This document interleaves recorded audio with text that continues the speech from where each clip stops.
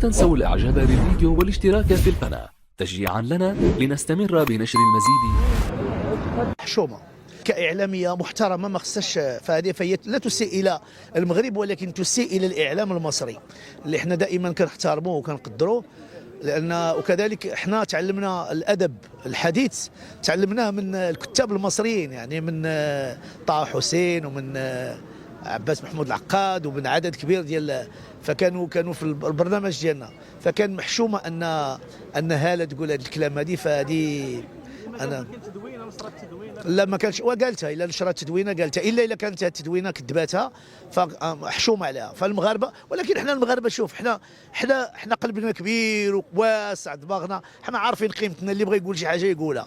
الشعب المغربي شعب يعني بوحده، شعب اللي الحمد لله قشابته واسعه، وحنا عارفين القيمه ديالنا، عارفين الحمد لله، واللي بغى يقول شي حاجه يقولها. فنحن نحب الجميع، ونحن عروبتنا دائما هي الاولى، اسلامنا هو الاول. احنا كنموتوا على العربي كيف ما كان، لا في الكره ولا في الادب ولا في الاخلاق ولا في الحياه الاجتماعيه. فاللي بغى يكون خونا مرحبا، واللي بغى يهضر فينا خايب هذاك منه الله، هادشي اللي نقدروا نقولوا.